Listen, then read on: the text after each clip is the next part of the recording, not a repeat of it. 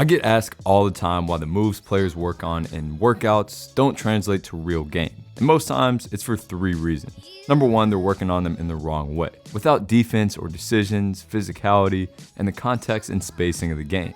Anybody can pick up a move without defense or on a cone, and yes, that is a good first step, but you have to get repetition doing this with defense as well for this to translate. It doesn't just magically happen. 2, they may not be the best moves to be working on and expecting to translate to a game on a daily basis. Now, I'm actually the type of coach who wants players to work on crazy stuff here and there. If I walk into my gym and I see a player working on this, I'll actually encourage it. Why? Well, because even if they never use it, it's likely a good challenge for their general skill, their confidence, their coordination, and plus you never know what the game will present. Down the line, they may be able to use it. But you gotta know the difference between working on things for it to build general skill and maybe for it to happen here and there, and then the ones that you'll use most often in a game.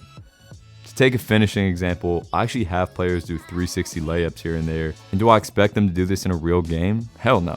But it's building the general qualities so that more simple layups that require similar body control are then easy.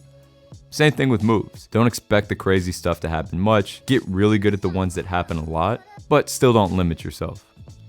Number 3, and I see this a lot, is that players use these in the wrong situations. They're consistently trying to go ISO against set defenders, and I'll tell you right now that unless you're one of the best players in the world, that ain't gonna work too well. Or it may work here and there, it's just not the most efficient, because the best players know how to find the situations in game that make these moves work easier. Something I talk about in all of these videos. Anyways, I wanna give you guys a few moves or concepts that will and can be used often, and hopefully you guys will enjoy, train them, and apply them.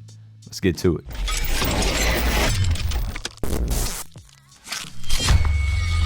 So first are a few different setups. I like to think of these as setups and not necessarily moves because you can go anywhere from them. It's not a robotic mindset of doing a specific move, but rather using one of these to put you in a good position to then make your next decision or your next move. So the rule of thumb here is to keep it as simple as possible. Actually, that's a pretty good rule of thumb for anything on the court. If you don't need to do much, just explode off of the setup. Think about a black belt. They don't go around using their craziest stuff. They may never have to use it in their life, and if they don't, cool. But if the time comes, they can. Same thing with your handles.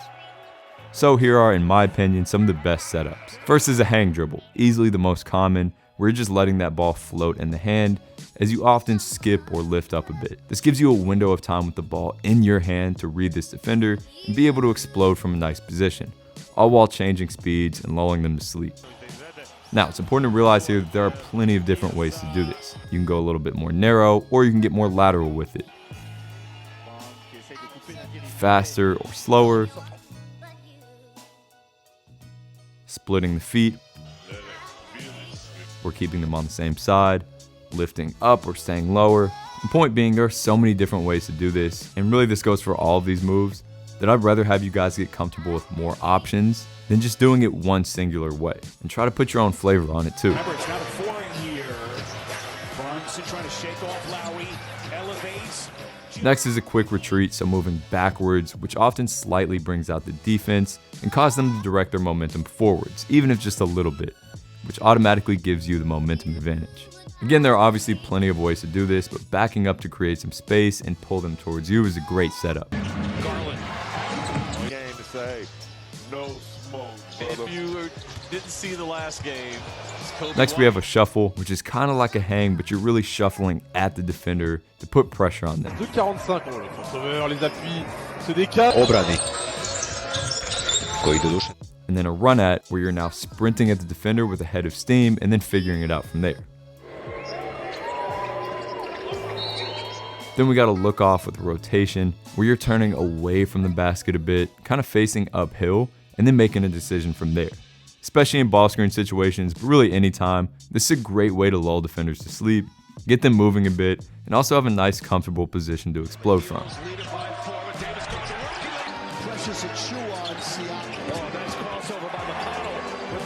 Then lastly, and this sounds crazy, it's just a hard attack. Not thinking, but just trying to go by a defender. I think most players would be surprised at how much they can actually get an advantage on defenders, or at least set them up for an instinctual counter move. If you drive to score, don't overthink your moves, and just try to get by them as simply as possible. And on these, I'd much rather you guys think less about what moves to use and more about where you want to get to, because you don't need the perfect move to do that. If you've simply developed the tools to get there, it becomes instinctual over time. So think about, hey, I want to get to here. I'm going to try to get there, and whatever the defender does, then I'll make moves based on that. The best way to work on this is just playing 1v1 out of these setups. And rather than predetermining, just think about keeping it as simple as possible. Soon enough, it'll become far more instinctual for you. You'll get more creative off of these, and these will become go-tos. Next is a creative dribble timing explosion, which is essentially just mixing up the timing with which you explode. Like here, Maxey takes a slow dribble, and then right after the ball hits, he explodes. Or Brunson going a bit off timing here. Here comes Brunson. You see the most creative ball handlers use this a ton in a variety of ways, with mostly very simple moves, especially a delayed between the legs. This is easily one of the most common moves you'll see in hoops, and for good reason. It's unpredictable, it's easy to protect the ball, and it puts you in a nice position to explode from too. But if you can get good with this general timing idea, that's a big plus. Next are creative closeout attacks, which again isn't a specific move, but hopefully you can draw some inspiration from these. In short, if you can get really good at attacking these situations, it'll make the game pretty easy. And sometimes it doesn't need to be anything wild, just a nice well-timed explosion off the catch. But against good defenders, you'll sometimes have to get creative. Maybe using an inside hand toss out to create an angle on a trailing defender. A little shifty cross off the catch like McCain. Maybe stampeding the ball or meeting it with momentum. Maybe even setting up a spin off of the initial attack like Kobe here on both of these. Whatever it is, the point is that these moves are not only worth working on, but not easy to get down most times. And if you can get the coordination, footwork, timing, and feel for these, you have closeout situations plenty of times per game and can capitalize with these a lot more than just ISO moves. Next are creative speed changes that often work in a straight line.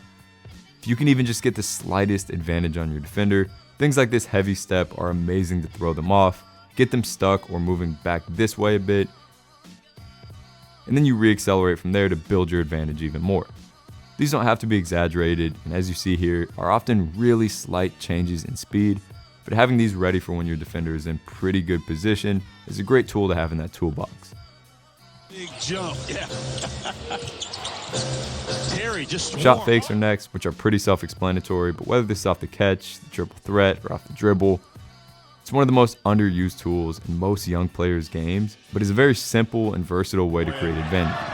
The fourth, Cavalier, but the Magic are back. Van Fleet tries to slip by Banchero. Then we got a shimmy off the triple threat, which is another one you'll see a lot, whether it's an all-time great or even just with good youth players. This is one that efficient players across all levels have developed. Just be careful, some places will call this a travel. And lastly are separations to space, which is basically the ability to find and then navigate to space with different types of pushouts. You can do this in a number of ways, but all it really is being able to perceive where this open space is and then get there as efficiently as possible. Great moves to be ready to apply. And then the last thing I want to mention is this. Everyone's going to have different things that work. So experiment, and see what works for you. For example, I've worked on in and out moves my whole life and I just can't get good at them. It's just not my thing. I'm not built for it, I guess. But I'm not going to force it just because people on my Instagram Explorer page said I needed it in my bag. I'm going to go find stuff that works for my movement and my play style. And I want you guys to do the same thing. Take what works, experiment, and over time, sharpen your toolbox for the tools that work best for you. As always, thank you guys so much for tuning in. Hopefully you took something from this video, but more importantly, go apply it and let me know what you think.